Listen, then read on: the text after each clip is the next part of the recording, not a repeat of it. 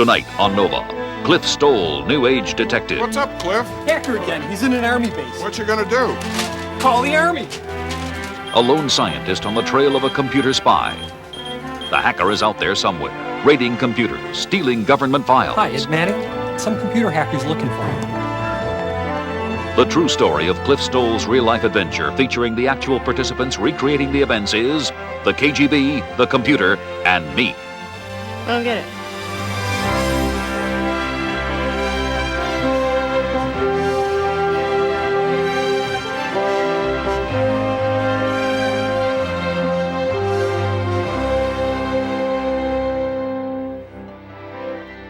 Funding for NOVA is provided by the Johnson & Johnson family of companies, supplying healthcare products worldwide.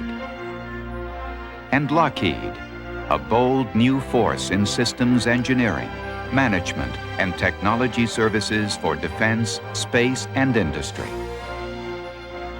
Major funding for NOVA is provided by the financial support of viewers like you.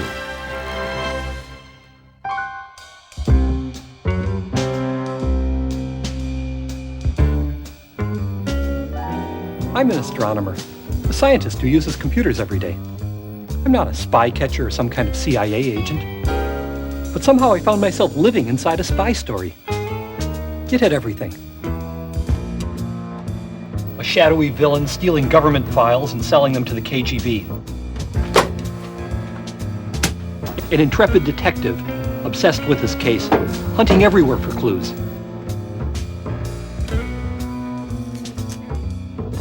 The hero's sweetheart, his helpful colleagues, even the CIA.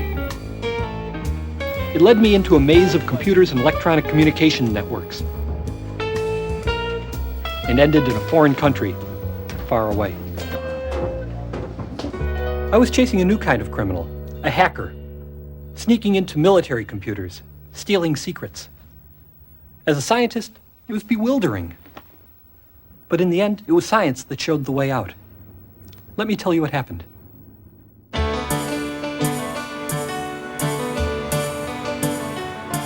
It all started innocently enough the first day in a new job.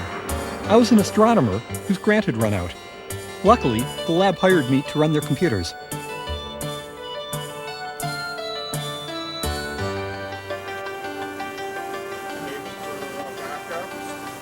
Dave Cleveland showed me around.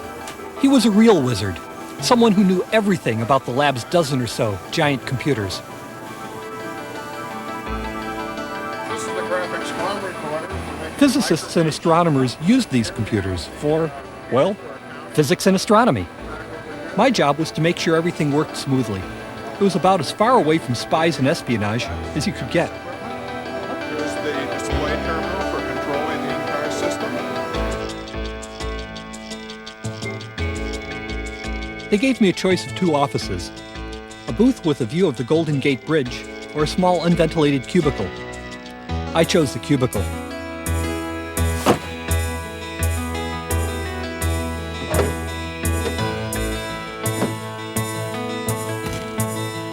I had barely moved in when... What? This is the monthly accounting report, and there's a discrepancy. First time we've ever had a discrepancy in the monthly accounting. Really?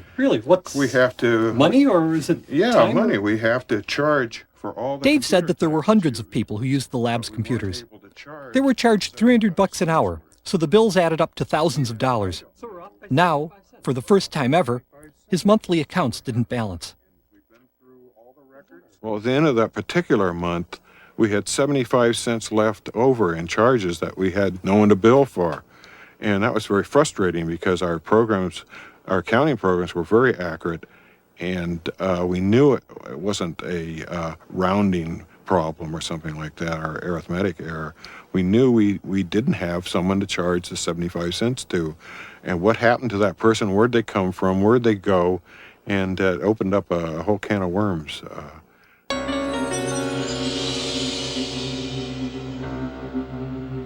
Thousands of dollars in charges, off by 75 cents. Didn't sound like much, but it was an interesting problem.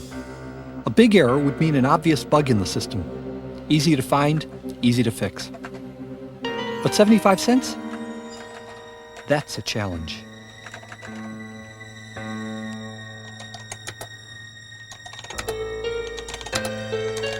The accounting system looked like a labyrinth, but I wrote some test programs, and, amazingly, it all worked perfectly.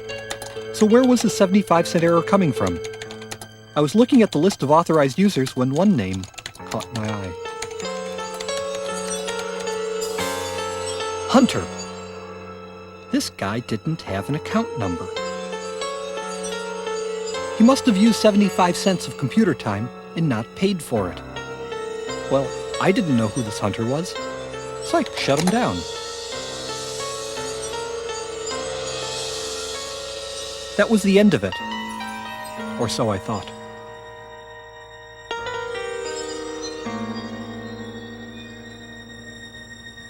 The next day, a new problem appeared. A computer in Maryland named DocMaster sent us a message. Somebody in our lab had tried to break into their computer. Dave was supposed to find out who it was. He knew just what to do.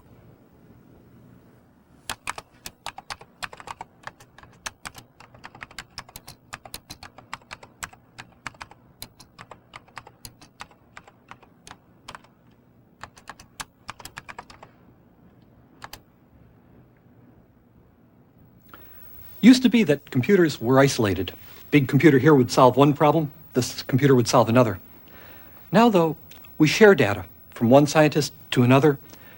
And that means we need to network our computers. We need to send messages from one system to another, yet to another. Those computer networks form communities, form neighborhoods where one system sends information to another. And it's not just the computers that form the communities. The people using them are in one large neighborhood as well. Our networks are like a new kind of highway system. Once you get on a network, you can travel around the world. All you have to do is find a computer's network address and then call it up. You type in your account name and then your password. The password's usually not displayed to keep it secure from somebody looking over your shoulder. If you're legitimate, it invites you in. You can even dial up a network on a telephone line with your home computer. It all works great until somebody, a hacker, tries to break in where he doesn't belong.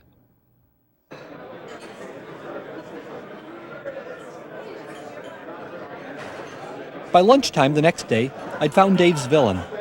Only one person was connected from our lab to DocMaster at the time of the attempted break-in. Dave was impressed, until I told him who it was. Someone named Sventek. Sventek? Oh, that's impossible. Joe is the professor down at the university here. A well-known computer scientist. He's worked here for years. A lot of us know him. He's not the type of guy to break into a computer. Besides, he's so good, we probably wouldn't have caught him if he had decided to break in. So much for being a computer whiz. Sventek wasn't even in the country, Dave said. Some local student must have stolen his account and used it while he was away. I wanted to teach this guy a lesson. Next day, I set a trap. My plan was simple. I'd get the hacker on the line and then trace him. Somehow.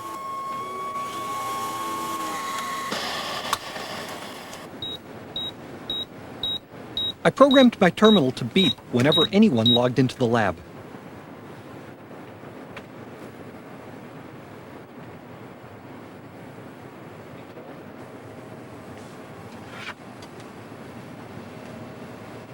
You'd be surprised how many people logged in. I was.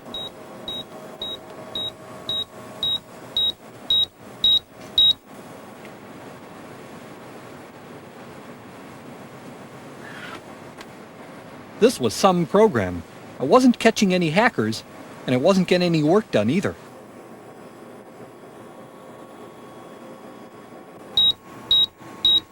At 12:33, my terminal beeped for the 100th time. Sventek was back.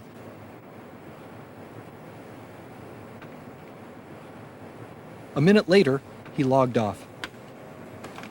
All he'd left was a terminal number. the line that he'd used to enter the lab's computer system.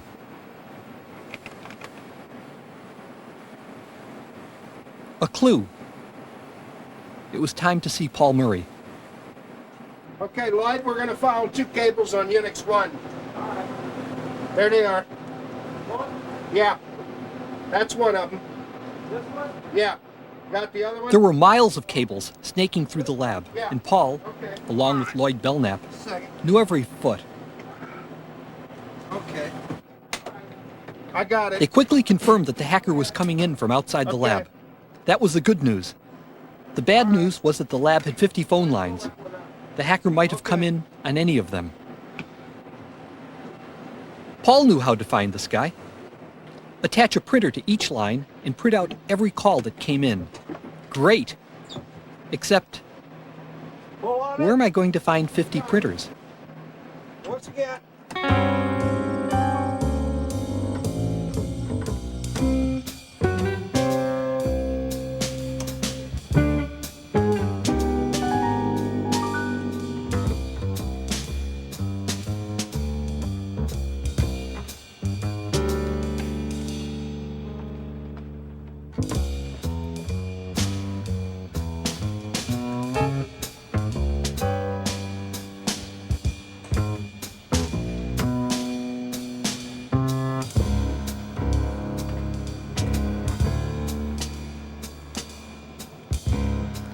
It took a whole evening to liberate 50 printers from around the lab. Now I was ready.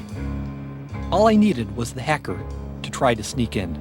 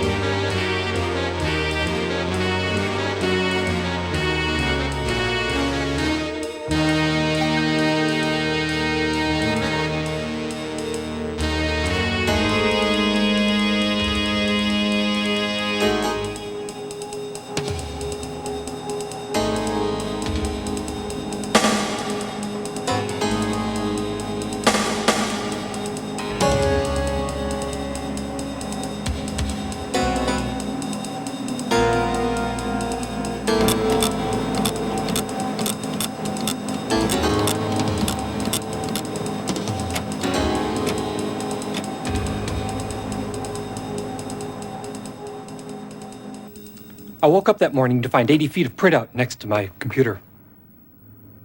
This hacker hadn't just broken in, he'd become super user. Super user. He was like an apartment manager who had a passkey to get him into any apartment in the whole building.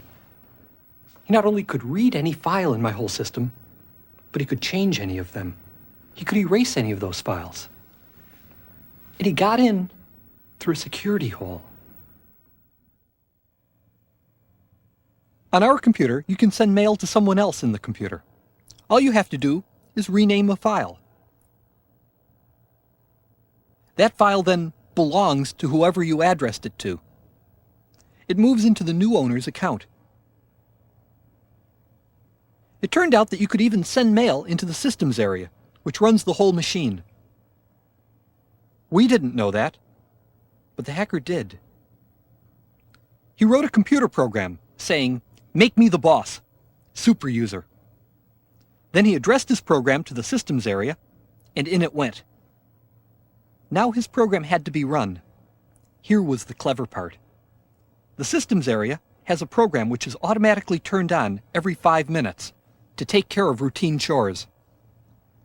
The hacker designed his program to temporarily replace the real program. He mailed his letter and waited. 5 minutes after his phony program was installed, the computer ran it and made this hacker systems manager, super user. He now controlled the entire Lawrence Berkeley lab system. This guy was no fool. Once he became super user, he'd cover his tracks. He'd change the accounting system so that any record of his being there was covered up.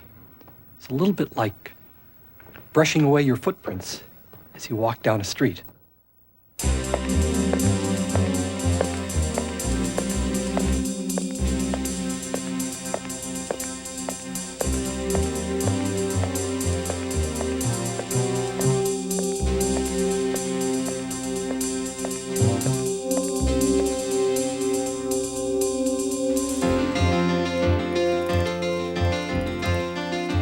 If I was going to catch this guy, I'd have to be as sneaky as he was. I couldn't grab 50 printers to monitor him all the time. I needed an alarm system, a simple way to detect this phony Sventek every time he logged into the lab. The first part was an electronic dialer. It was simple and cheap. Cost me 99 bucks. How you doing today? All right. I'll have one of these guys. Okay, would that be all for you today? Yeah, that'll make me happy. The next part was complicated and expensive. I needed to identify Sventek's login among the stream of data pouring into the lab. Yeah, getting there. Lloyd Belknap came up with the answer. A logic analyzer. That looks good. And the ankle bone's connected to the neck bone. Hey. Go ahead. Lloyd fixed it to intercept the data stream and watch for a single word. Sventek. What's going on? Anything up? Not yet. Okay. Anything there? Yeah. All right, so you're spooling something out then. Yeah, we should be getting a bunch of things. All We'll right. be getting a lot of lists of files. Ah, Yeah. great! Look at that! It's coming over great! Nifty. When the logic analyzer spotted Sventek, it was supposed to signal the dialer, which was supposed to telephone me. Whatever comes out here is bopping out here. Yeah.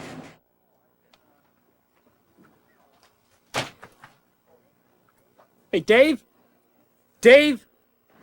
Yeah, Do me a favor. Log in as Sventek.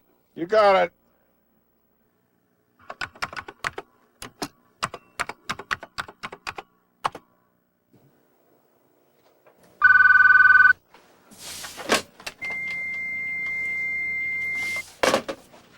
Works great. Fine. Okay.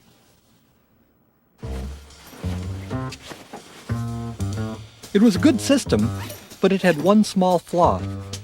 When my phone rang, I had to be there to answer it.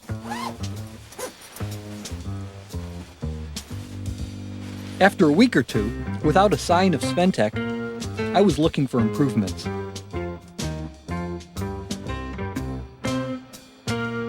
When I wasn't sleeping under my desk, I lived a couple miles from the lab with my sweetheart Martha. She was a law student at Berkeley.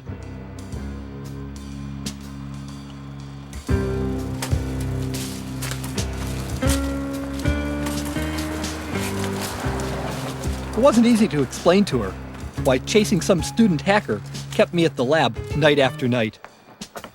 She was starting to get mad, so I came up with another of my bright ideas.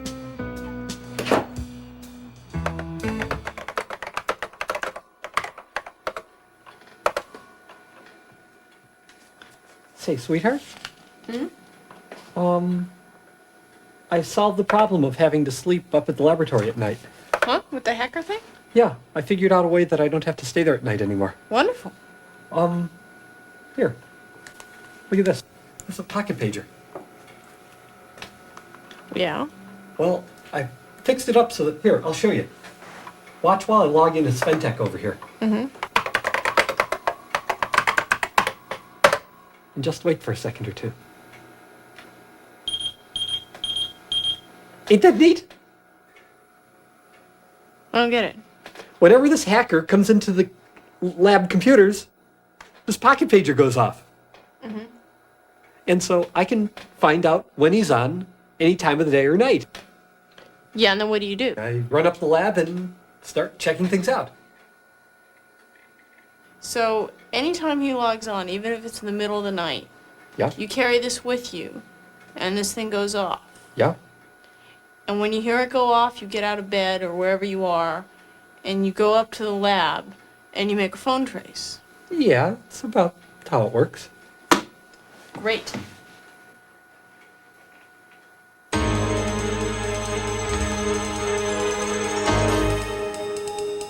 Now I really had to catch this guy, if only to make peace with Martha. He was out there, somewhere, walking around free, while I was tied to an electronic leash.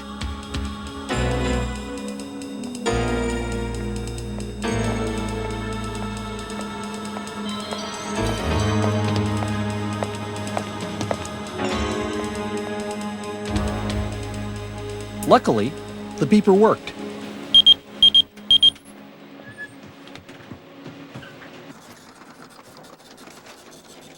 When the hacker called, I was waiting.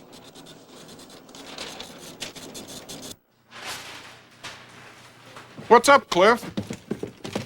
Hacker again. He's in an army base. What you gonna do? Call the army. Same guy who logged into my computer as Sventech was logging into an army computer under the name Hunter. Same guy who caused that 75-cent accounting imbalance. Once he got into this army computer, I could see him searching their database, looking for military information, looking for stuff about their missile plans. Weird stuff was happening here. Scientists used the networks to connect to other labs and universities. But you could also connect to a network of unclassified military computers over something called the MILNet. That's what the hacker did. When he got onto the MILNet, he tried to get into one computer after another. He didn't do anything fancy. He tried standard account names and passwords. All new computers are supplied with them. You're supposed to replace them, but people forget, even on military computers. I was amazed at how successful he was. On 1 out of every 10 or 20 computers, he'd get in. Once inside a computer, he'd set up a phony account. I began to collect the account names that he'd create. I saw him create Hunter, Hedges, Jaeger, Benson, over and over again. They didn't mean much to me, but they might mean something to our local word expert.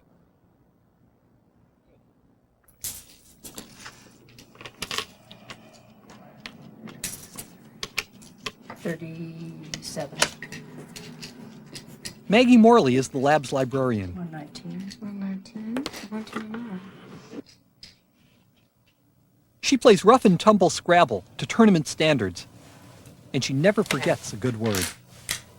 The words he was interested in were Jaeger and Benson and Hunter and Hedges. Well, I thought Jaeger was a nice word. I'm a Scrabble player, and that word Jaeger once gave me a large score because I played the J in Jaeger on a triple letter score, and I played the entire word on a double word score. Jaeger, I also knew, was a kind of bird which harassed other birds, causing them to drop the food from their beaks. And it's also a German word meaning hunter. So right at that moment, we correlated Hunter and Jaeger as being akin. As for the Hedges and Benson, well, anybody who's ever smoked has heard of Benson and Hedges cigarettes. So we sort of leapt to the conclusion that the hacker might be a smoker, and he might be smoking Benson and Hedges cigarettes.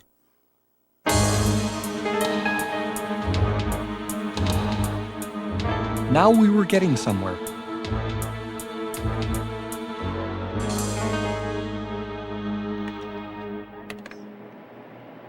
By this time, other people were helping out.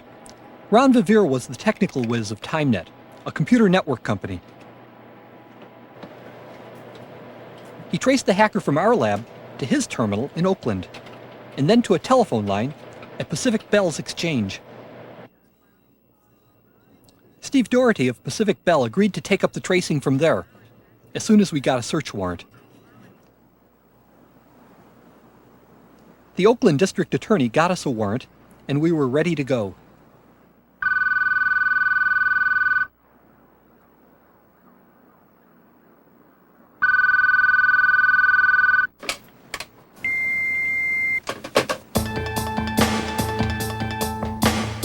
Dave, he's on.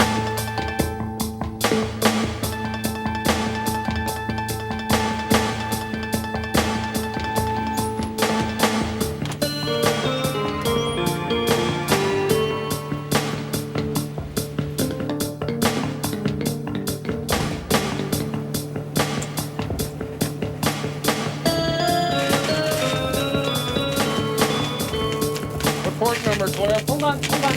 Okay. Point number 420. 420. Yeah. Hello, TimeNet. It's Clifford Stoll. We need a trace on port number 420 coming out of Lawrence Berkeley Lab. Yeah, 420. Hold on, let me get the trace. Yes, coming in on Oakland again. Port 322, 2902. Yes, 430-2902. That's the one to trace, Steve. Right, hang on, I'll be right on it. Let me get Oakland online. Oakland, Steve Doherty. Yes, we have the number on trace again, please. Hang on. Okay. That's 4E, Steve. Looks like we're heading to AT&T.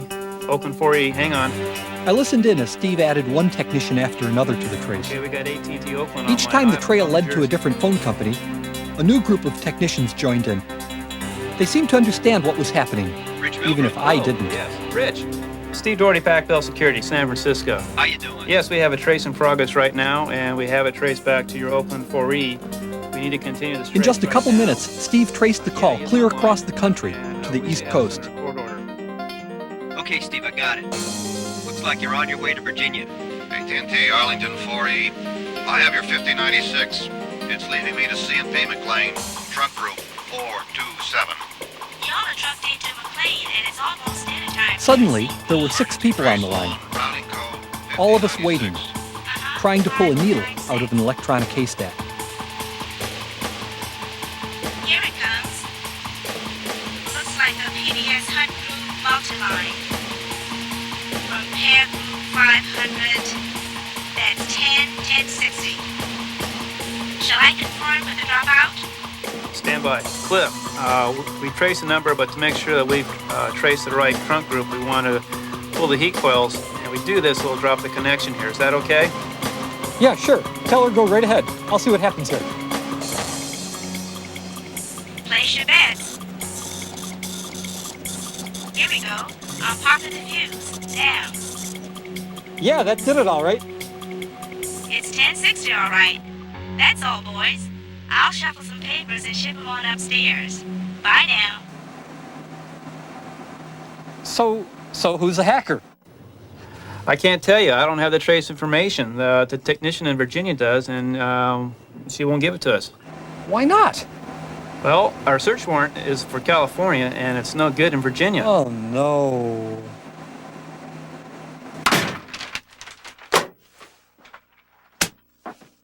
Great.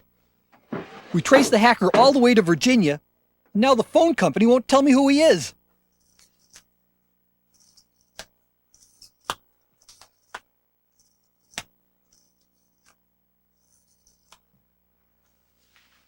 When I calmed down, I looked at what the hacker had been up to. He was in a government computer again. This time, he was looking for members of the CIA. And he found them, too. Phone numbers, names, everything. Should I call them? Well, why not? Hi, Ed Manning? Yeah, some computer hacker's looking for you. He broke into our computer, then he's going out over the Milnet looking for people. Yeah. Now I was in trouble. The CIA wanted to see me. Yeah, you could come out here, but... Monday?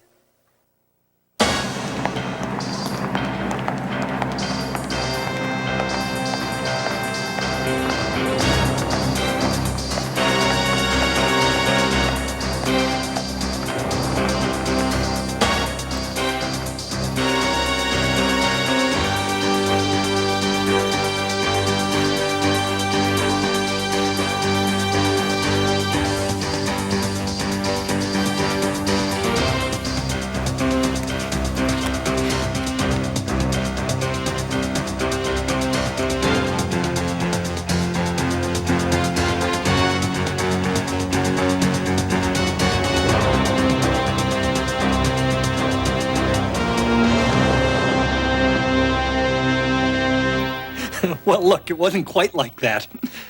But the CIA people did come out, wearing suits and sunglasses. But they wouldn't help out. Domestic surveillance, counter-espionage, that stuff's, how should I say, not their bailiwick. The FBI wouldn't get involved either. They felt that, look, 75-cent error, It's not worth our time to check into it. So I had to rely on what I knew best, doing science. In science, you gather and analyze data and do experiments. So that's what I did. He's still here, Lloyd. Okay. He's still here. All right. Give me a second. Get this set up right.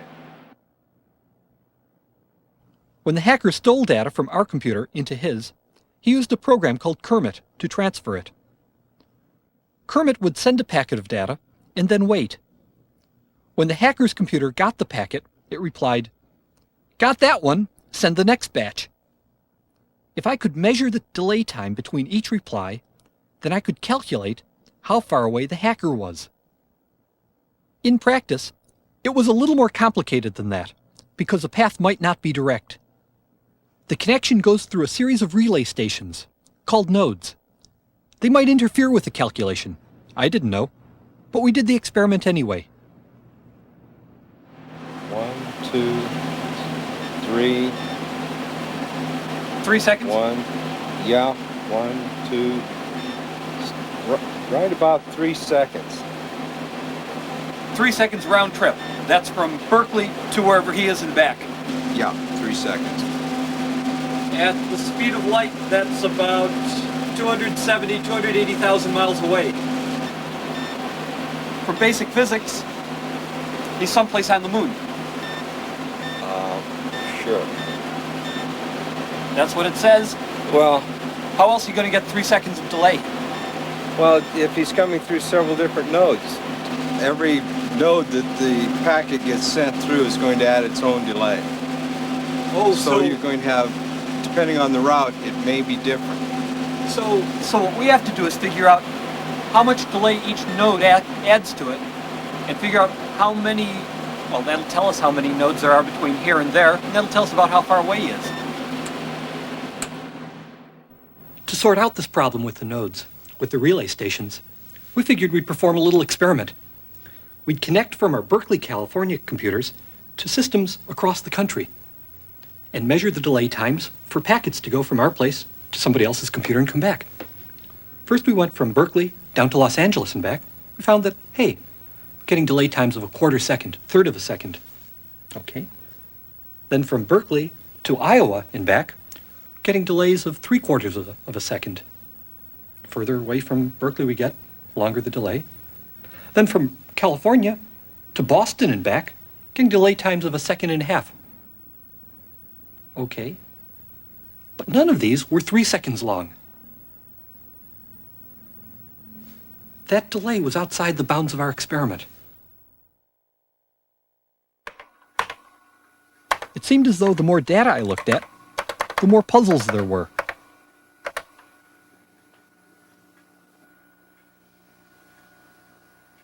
Strange. Hmm? Weird.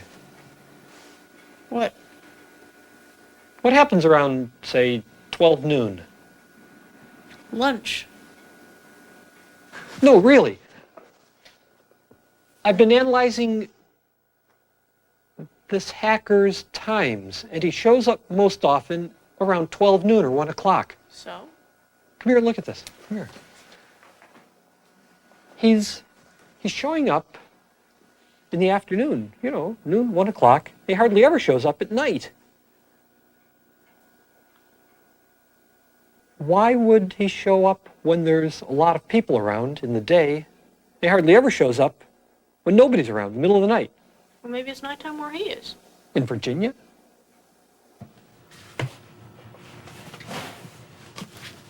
That business with Virginia was another false lead. The hacker just wasn't there.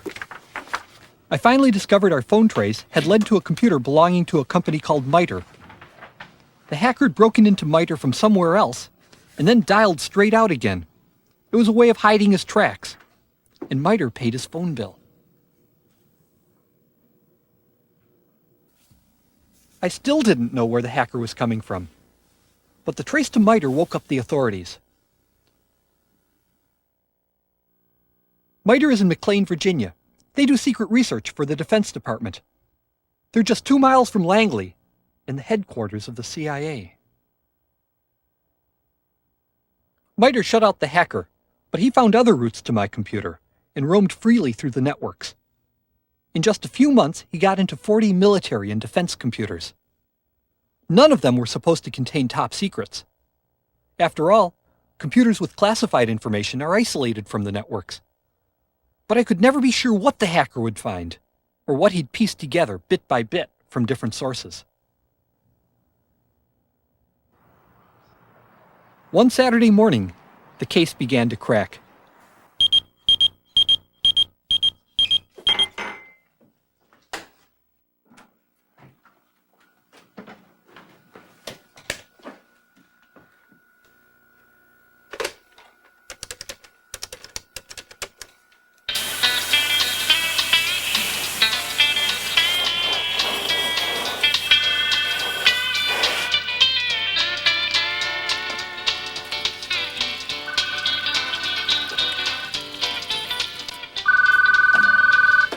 Hello?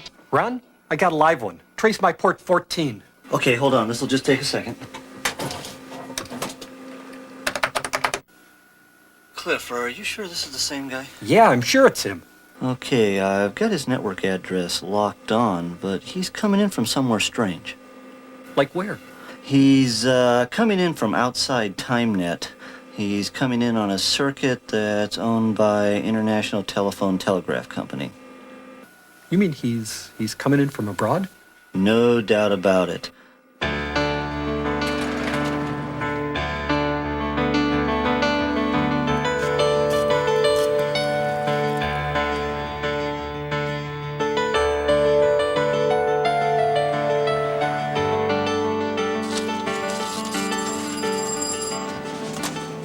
Hello.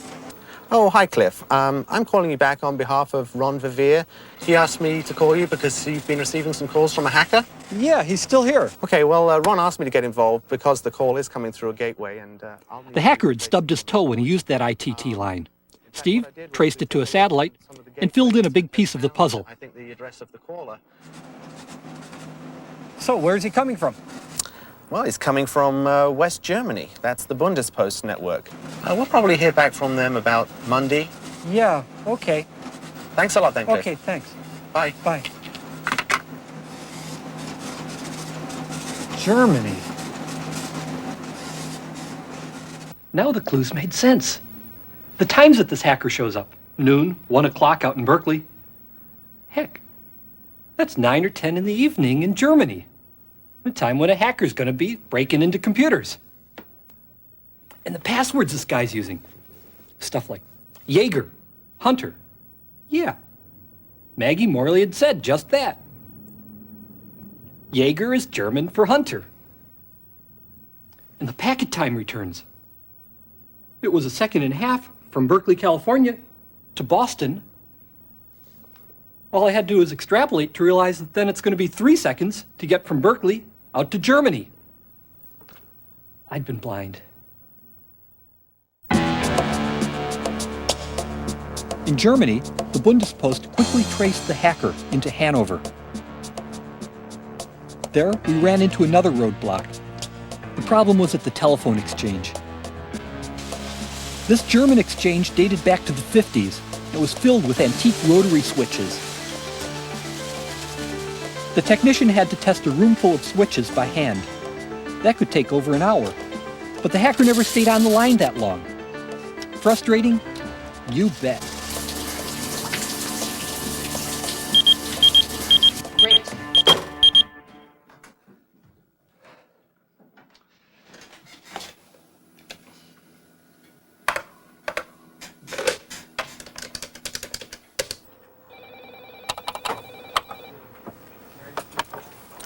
Hello, Steve White speaking.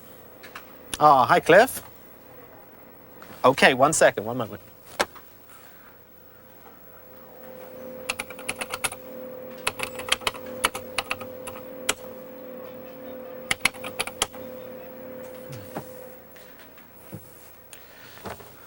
Cliff, I saw him a moment ago, but then he was gone. Oh. Yeah, better luck next time. See ya. Bye. Damn.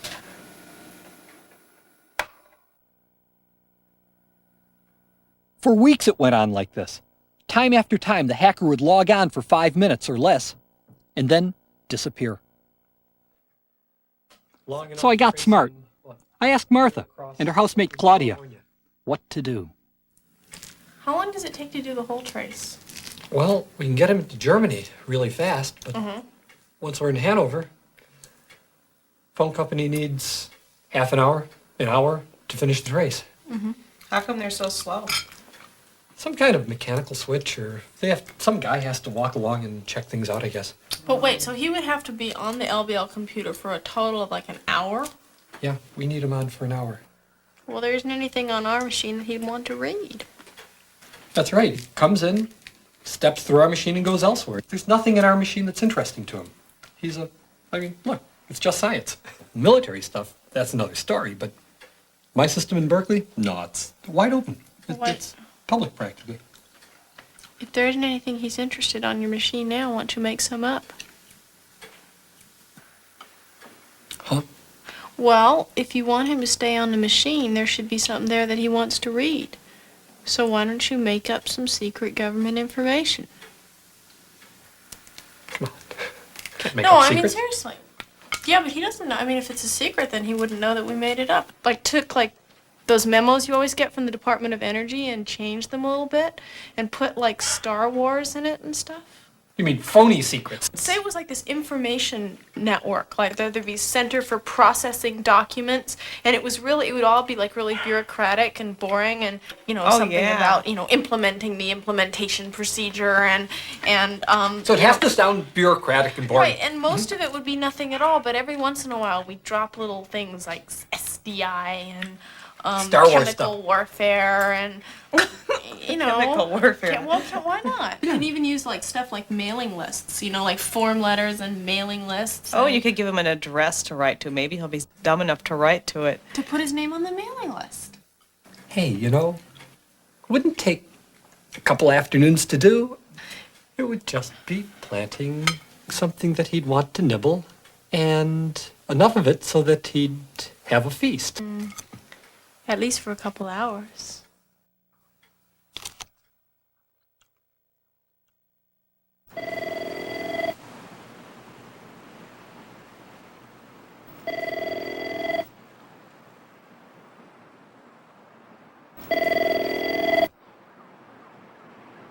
Taken down and installed first down release line.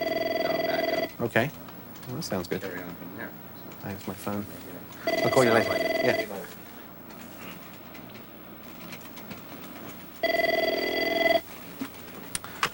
Hi, Steve White speaking.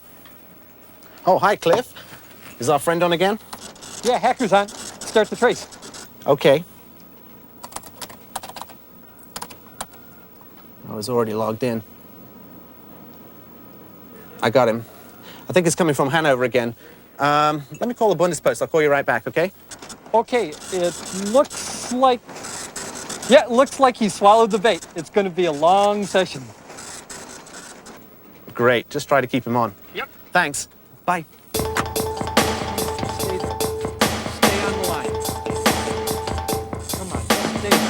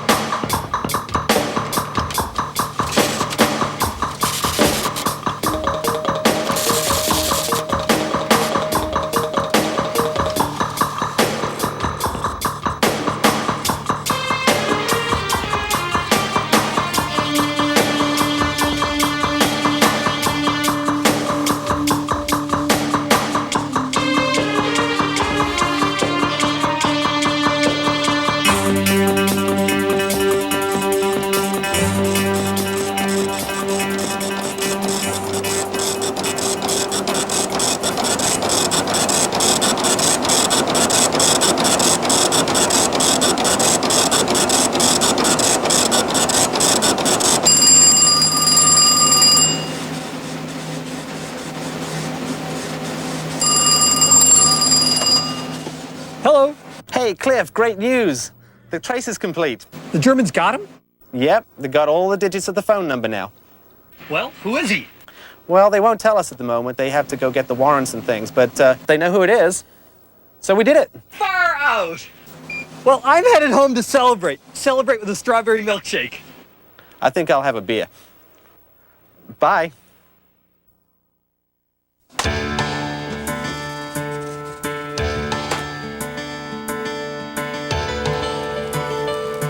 Well, that was that. Case solved. Or almost. It had taken 6 months to trace this hacker, and it would be another 6 months before I found out who he was. The Germans still had to catch him, and we had to gather enough evidence to bring him to trial. Now the FBI really did help out. In charge of the case was Special Agent Mike Gibbons. Well, Cliff had originally traced the hackers into my backyard in Northern Virginia, but I didn't really have a lot to go on. A few weeks later, he called me and told me that the hackers were all the way over across the ocean in Germany and that he really needed some help. We thought it was a pretty serious matter when you have people from another country that are breaking into various government and military computer systems. So we opened a full investigation into the matter. We met with the Germans over here and tried to describe what was going on. We found we had no extradition in place, no way to bring these hackers over to American justice, but the Germans had some new laws in place and were quite willing to prosecute them over there.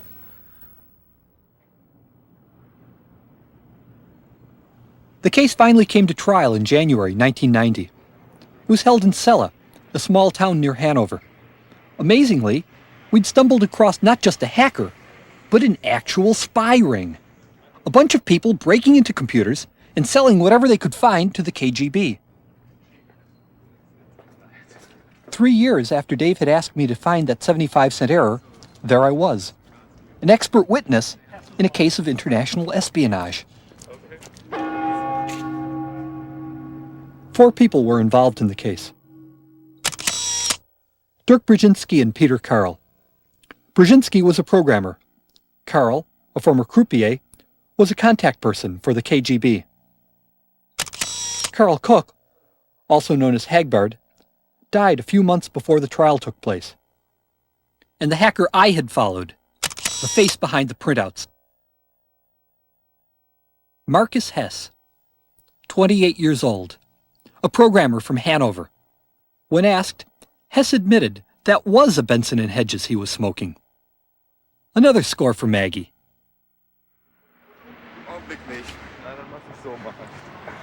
All the defendants were found guilty. They were sentenced to up to 2 years in prison, but were released on probation. They were also fined $12,000, about a quarter of what they had received from the KGB. They hadn't stolen any state secrets, but they proved something else. With just a telephone line and a home computer, you can break into supposedly secure computers thousands of miles away. We were surprised with the relative ease that they broke into a lot of these computer systems. It was really not through flaws in the computers, it was because some of the computer systems left their front door wide open. We don't feel this is really a sudden breakdown of security. People have been breaking into institutions for a number of years and hacking, as it's called. But what we're having now is the computers are used so much in the everyday way of every business and every government agency that now we have a lot of sensitive information on these computers. And now it's a much more serious matter for someone to break into one of these institutions and steal the information or alter it.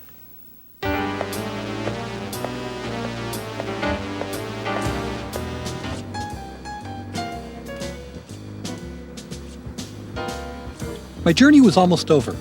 What had started in my lab in Berkeley was ending half a world away in the back streets of Hanover.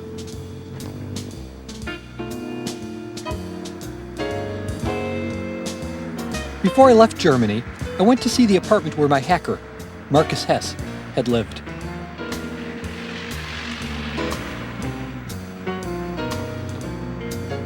Although the trial was over, I was still curious. What were these hackers like? What had gone on behind those curtains? In Hanover, the hackers had a kind of club. They'd all meet regularly at the Kaiser pub.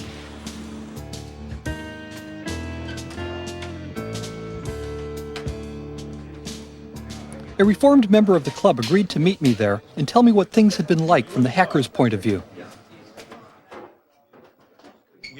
His name was Volker Ulla. May say. So we only wanted to hack for freedom of information and showing holes in computers. Then we all realized that this had happened, and no one of us could believe that this had happened. Did you know Marcus Hess at the time? Were you? Yes, I knew him very well, but no one of us knew that they were perhaps selling information. Did he suspect that I had followed him? Did he? No, he didn't suspect. Marcus said, "Oh, I'm caught. I'm very afraid. There must be a freak on the other side who traced me. I can't believe that because I have done such a lot of things." I'm not a computer freak. But you seem to be one. No. You just don't know. One thing disturbed Volker more than the involvement of Marcus Hess in espionage: the mysterious death of his friend Hagbard, the hacker who had died. As Hagbard was a sad person, so when I learned him to know in 1986, he was much more friendly and he was an open-hearted person. Mm-hmm. And yes, then it went down with him. So I think he took drugs more and more, and then you could see he was sitting at the table in this Tuesday evening group, and he only listened, and his eyes stared far away, and he was absent. Hagbard died in May 1989, just after being charged with espionage. The authorities said he committed suicide, but the circumstances of his death left his friends wondering. Had he been killed? Perhaps by the KGB? And he drove away from Hanover to Celle, a city about 50 kilometers from Hanover, and he had to do a job there in Celle, and he never came back from this job. And I heard in the newspapers a few days later that he was found in a forest near the city, and he was burned. They said that he burned himself with gas.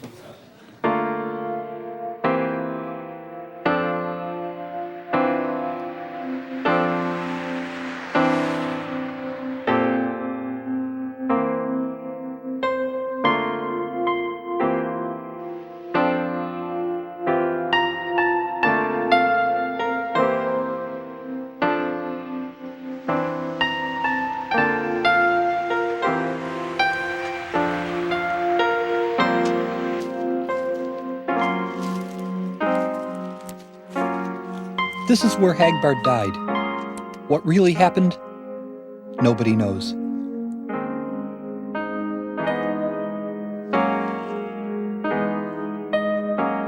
We have this discrepancy of 75 cents. Cliff, are you sure this is the same guy? So why don't you make up some secret government information?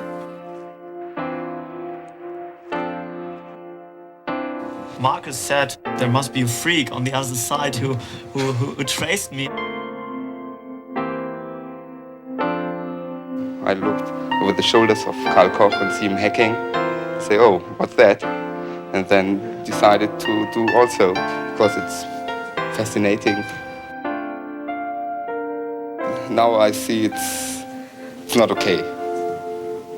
But in the beginning, I haven't thought about anything. I was just only there, sitting and hacking.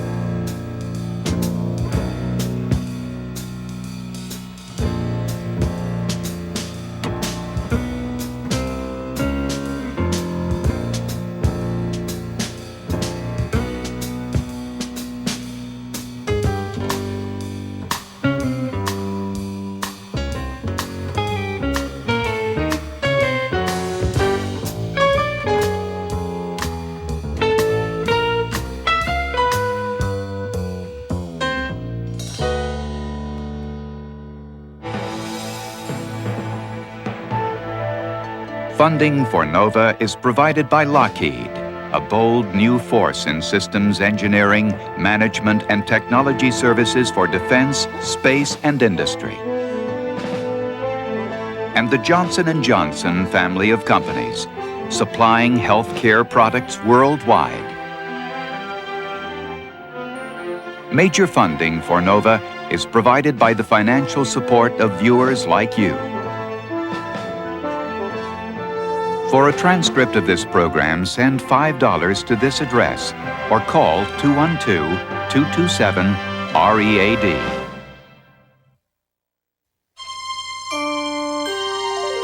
This is PBS.